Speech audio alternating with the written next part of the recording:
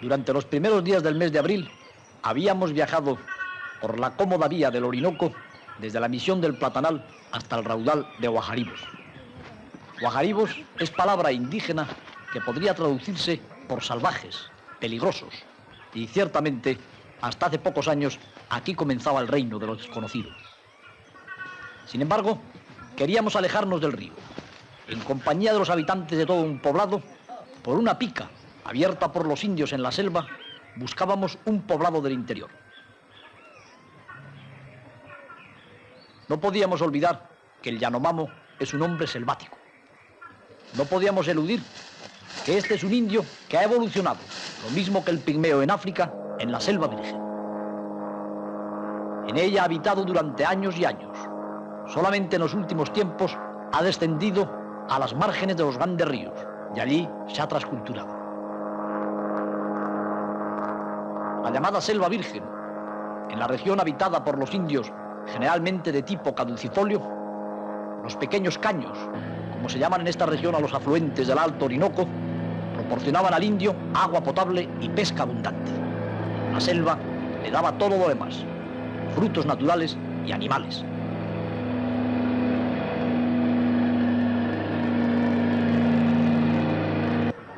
Entre ellos, piezas tan codiciadas como el venado,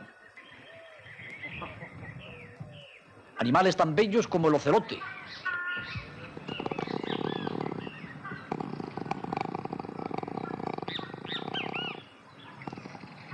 ungulados ricos en carne como el váquiro o pécari, y las enormes anacondas que habitaban en las ciénagas y en las orillas de los ríos. El mundo alado del paraíso Huayca es fascinante. Allí son numerosísimas las especies de citaciformes o loros, y entre sus piezas favoritas se encuentran los paujíes, pavas de monte, gallináceas todas ellas pertenecientes al grupo zoológico de los cácidos. Los monos están siempre presentes en el reino del Yanomamo. El gran aullador deja oír su voz por todas las partes de la selva.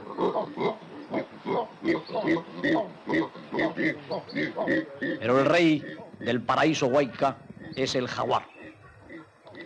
El jaguar o tigre americano es, con el poderoso cazador indígena, el rey absoluto. Está en la cúspide de la pirámide ecológica. Es el único animal, como el propio hombre cazador, que se permite dormir en pleno día, sin más molestia, también como el hombre cazador, que la de las molestas moscas y mosquitos.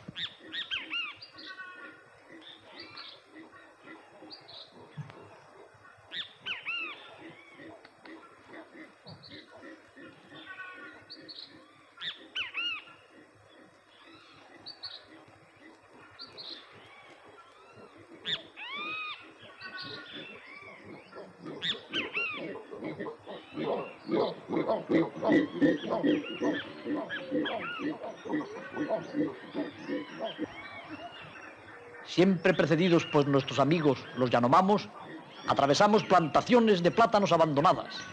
Fuimos marchando por la selva. La huella de este pueblo se encontraba también en su modesta horticultura. Ver caminar a los Yanomamos por la selva es todo un prodigio.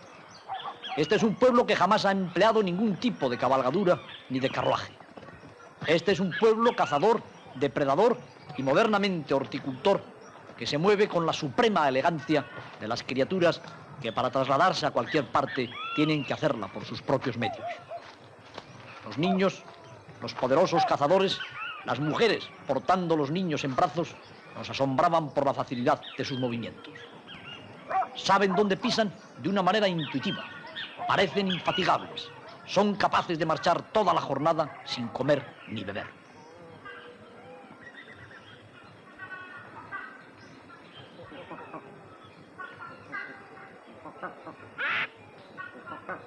Y nosotros, observados seguramente por las aves de la selva, pero desde luego sintiendo sus voces, abrumados ya por el peso de nuestro complejo aparato cinematográfico, nos íbamos acercando al poblado de la selva, al lugar donde esperábamos encontrar un grupo Yanomamo viviendo, como han vivido durante milenios, hasta hace prácticamente 15 o 20 años, todos los huaygas que habitaban en la selva virgen.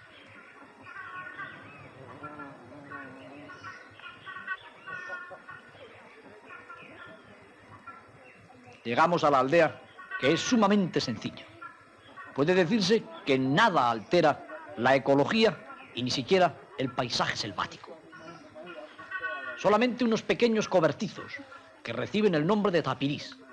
Cobertizos cuya estructura ligera y provisional manifiesta muy claramente que este es, o fue hasta hace muy poco, un pueblo básicamente nómada. Efectivamente, parece que los Yanomamos descubrieron o aprendieron la agricultura hace apenas un siglo. Antes tenían que recorrer la selva en todas las direcciones para recolectar los frutos naturales o para cazar los animales que les proporcionaban las proteínas. En el poblado de la selva todo es paz y tranquilidad. En el poblado de la selva podríamos decir que habíamos encontrado finalmente el corazón del paraíso.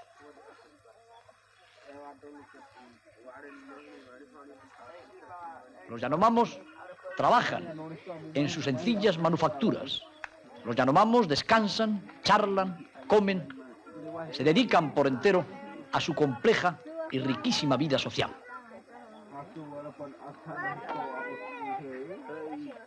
Hemos de manifestar que les perturbaron muy poco nuestros preparativos cinematográficos. Hemos de manifestar que su serenidad duraba incluso cuando detenidas maniobras de filmación, como la de obtener, por ejemplo, el entretejido de las hojas en el techo de los tapirís, a todos nosotros nos ocupaban plenamente.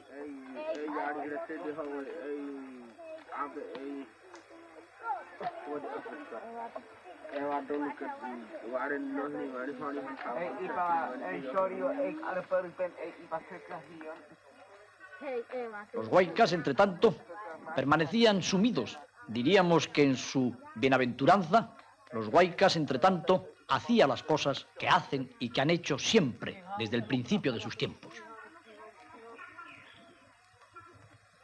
En la fresca mañana descansaban cerca del hogar, en sus hamacas o chinchorros. Quizá una cierta curiosidad llamaba su atención.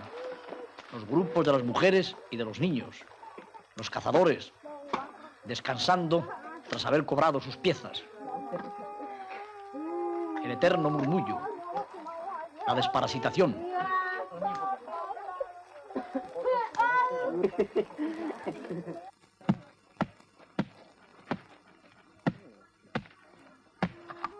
En un rincón del poblado, un hombre enciende fuego por el método primitivo. Utiliza para ello algo que también le proporciona la selva. 2 elementos de madera. Son concretamente de madera de cacao. El vástago que mueve entre sus manos se llama taladro. La tabla que sujeta en sus pies se llama hogar. Naturalmente, estas son palabras y conceptos civilizados. En el origen del fuego, para el Yanomamo, hay un mito, hay una leyenda tan hermosa como la famosa leyenda griega de Prometeo, que ha llegado hasta nosotros a través de la cultura helénica. Cuentan los Yanomamos que en el principio de sus tiempos y de su raza, solamente un Yanomamo mítico y egoísta poseía el fuego. Lo guardaba en el interior de su garganta. Y todas las noches y todas las mañanas, cuando la lluvia fría hacía temblar a los niños y a las mujeres, el huayca egoísta, el dueño del fuego, se calentaba. Había un pequeño Yanomamo que tenía mucha gracia. Sabía contar tales cosas, sabía hacer tales saltos y cabriolas que hacía reír a todo el mundo. Un día hizo reír tanto al dueño del fuego que su carcajada fue tan fuerte que el fuego se le escapó de la garganta. Entonces, el pequeño Prometeo indígena tomó el fuego y se echó a correr. Todo el pueblo Yanomamo corría detrás de él. El egoísta se quedó solo gritando en la selva: ¡mi fuego, mi tesoro! ¡Me voy a morir de frío! Pero los huaycas se fueron y se llevaron el fuego. Y ahora tienen el fuego. No necesitan nada para el fuego, porque la madera de la selva, su tradición, su cultura ancestral, les proporciona un elemento que quisimos filmar con todo detenimiento, tomándonos el tiempo que fuera necesario para que pueda verse en la moderna civilización cómo un pueblo de la edad de la piedra, o si se quiere, de la edad de la madera, obtiene un elemento tan importante para el género humano.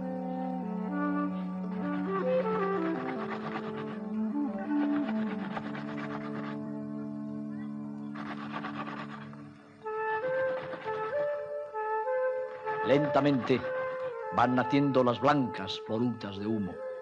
Lentamente se repite el milagro, el fuego sagrado que el indio lleva siempre, el fuego que le permite preparar sus alimentos, el fuego que reúne al grupo familiar en torno al hogar, el fuego que le distingue de los animales de la selva. Y también la antigua alfarería que procede de los albores del Neolítico, alfarería que naturalmente se realiza siguiendo unas técnicas que precedieron a la aparición de la rueda del alfarero, empleando la blanca arcilla que recolecta en las orillas del próximo caño o riachuelo. Un viejo Yanomamo está haciendo una olla. Contemplarlo y filmarlo produce una profunda emoción.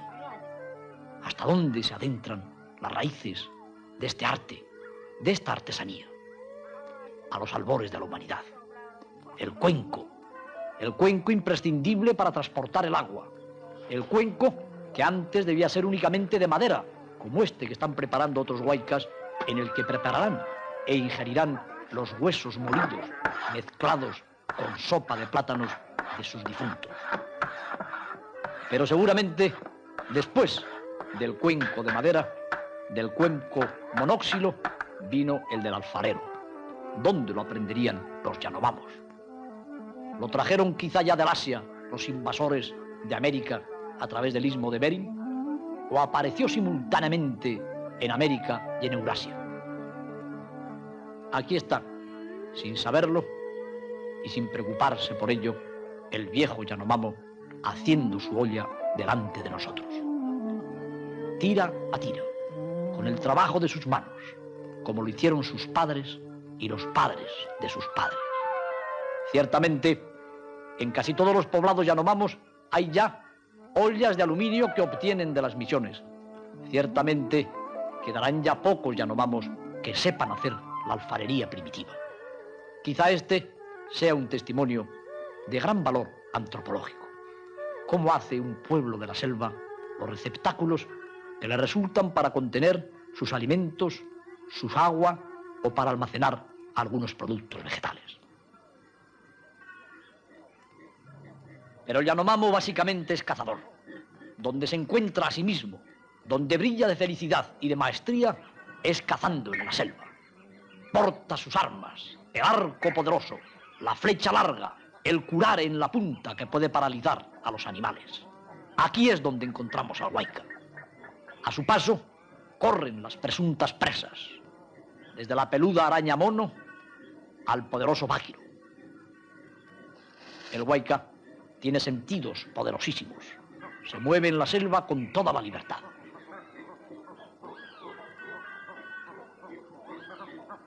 Y a diferencia de los modernos cazadores humanos, no solamente observa, no solamente ve y oye, también huele. Porque el huayca no ignora que muchos animales selváticos, como el jaguar, casi su único competidor, marcan detenidamente el territorio con su orina profundamente olorosa. Y no solamente marcan el territorio, como vemos en esta asombrosa filmación, sino que los jaguares salvajes se impregnan todo el cuerpo después de orinar para oler a jaguar. Y no hay un huayca que no identifique a 20 metros el olor del jaguar en la selva americana. Y no hay un huayca que no identifique a 20 metros el olor del váquiro en la selva americana. El huayca, como el pigmeo, como el bosquimano, no solamente ve, no solamente oye, huele también a sus presas. Pero no es un jaguar lo que va a cazar el huayca en este caso. Es una pieza más modesta, pero para él básica fuente de proteínas.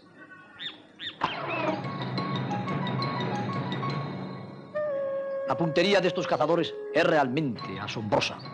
Pudimos comprobar no solamente con nuestras cámaras, sino con nuestros ojos, que de un solo flechazo atravesó a un gran roedor americano llamado lapa en estos territorios por el pleno corazón. Hay un rito. Inmediatamente después de cazar, va otro cazador y limpia la flecha. Es necesario limpiar muy bien la punta de la flecha de la sangre de la pieza cobrada. Después tendrá lugar todo otro rito, la preparación de la pieza recién capturada. La atarán con bejucos detenida y cuidadosamente, siempre de la misma manera. La apoyarán en una hoja, con objeto de que su piel no toque la espalda de su portador. Cuántos milenios de historia y de prehistoria en el origen del hombre. Cuántas evocaciones en la escena que estamos contemplando. Los cazadores, como hace 20 o 30.000 años, con sus armas sencillas, retornan al poblado y se llevan la carne nuestra de cada día.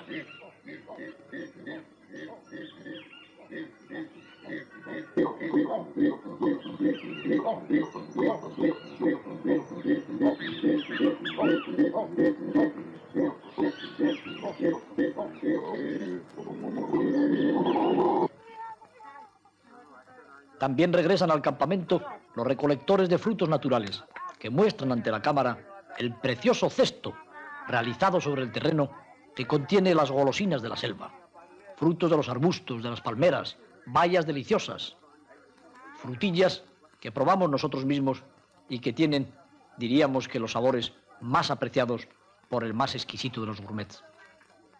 Todo esto lo tiene el pueblo huayca a su alcance. El pueblo huayca posee la necesaria cultura para vivir y sobrevivir en la selva virgen al margen por entero de la ayuda que pueda prestarle la civilización. Retornan también los cazadores y lo primero que hacen es tenderse a descansar o sentarse en el suelo. Dejan la preparación de la pieza a uno de sus parientes o de sus amigos. Ellos se dedicarán durante buena parte de la mañana a comer las bayas frescas, los frutos que acaban de traer de la selva inmediata las mujeres y los jóvenes recolectores.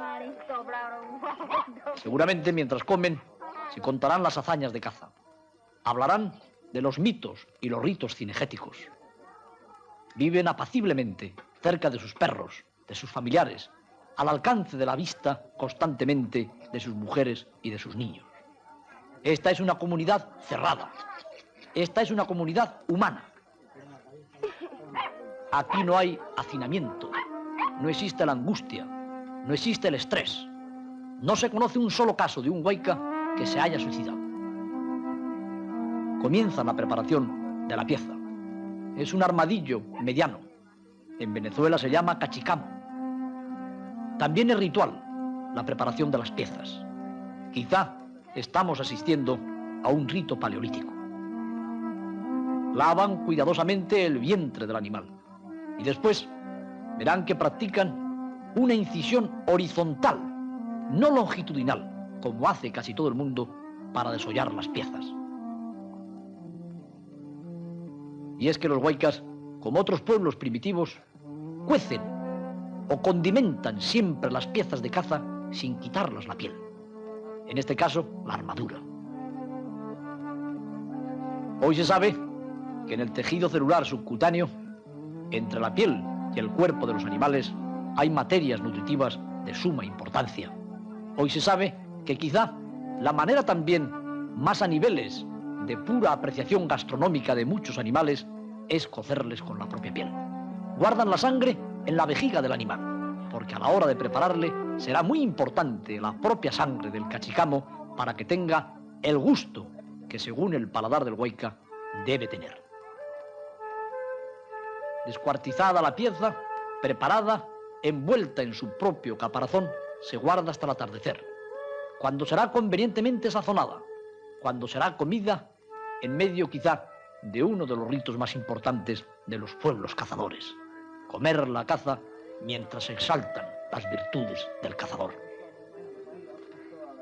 Cerca de otro tapirí se prepara la paca o lapa, roedor, el segundo quizá en tamaño de Sudamérica, después del chigüire, a quien están empleando los machetes que habrán recibido de misioneros o exploradores Hace 25 años esto se hacía con cuchillos de madera, ya que los huaycas, como casi todos los pueblos selváticos, han empleado muy poco las armas o los cuchillos líticos, porque hay tan ricas y tan duras maderas en la selva que se puede incluso cortar con ellas. Contempla uno de los cazadores cómo preparan la pieza. Y siempre lo hacen los hombres. No son las mujeres las que pueden ni deben preparar las piezas de caza. Quizá únicamente ayudar a quien a su vez ayuda al cazador. Los eternos bejucos, la atadura siempre la misma para colgar y sujetar cada pieza de caza. También la sabrosísima lapa, que tuvimos la oportunidad de saborear, permanecerá colgada gran parte del día hasta que al atardecer sea cuidadosamente cocinada para servirla en la gran comida del día. Es curioso que un pueblo de cazadores, sin embargo, considera, cuida y trata como a seres de su propia sangre a los animales salvajes que domestica. En este caso, se trata de un coatí que lleva una mujer huayca. Nadie convencería a un huayca de que se coma un animal criado en su poblado. Para los primitivos pueblos cazadores, la domesticación de animales neolítica para alimentarse con su carne es algo verdaderamente horrendo. ¿Cómo, diría un huayca, se puede uno comer al animal que ha criado, que ha compartido el hogar, que ha vivido cerca de uno? Quizá, en este sentido, se encuentra también el gran afecto que los huaycas tienen por sus perros. Nos sorprendió en los perros huaycas algo que verdaderamente resulta de sumo interés para un cinólogo, es decir, el que estos animales, todos muy parecidos unos a otros, constituyen una raza de gran entidad, pero sobre todo constituyen una raza que recuerda mucho a los basenji africanos, a los perros selváticos de los pigmeos. La naturaleza que ha tallado al huayca ha tallado también a lo largo de los milenios a los perros que le acompañan. Cae la tarde, la lluvia de cada día vuelve, el colibrí se baña en las gotas. Aquí todo es paz. Aquí estamos en el paraíso. Estamos separados de la lejana civilización, de la contaminación, de la polución, del estrés, de la lucha despiadada del hombre que se llama a sí mismo civilizado por muchos miles de kilómetros. Sin embargo, en la paz de los huaycas, en la paz eterna, en la comunidad humana, bajo las gotas de agua, escuchando el lejano murmullo de los aulladores, tememos que también para el huayca la civilización está demasiado cerca. Tememos que los muros de la selva no puedan cerrar las puertas herméticas de su paraíso. Y pedimos desde aquí, bajo la lluvia, desde el poblado perdido en la selva, desde el lejano paleolítico, a quien pueda evitarlo, que el pueblo huayca no sea degradado, que no sea transculturado, que no reciba mensajes culturales ni civilizados que no necesita para nada.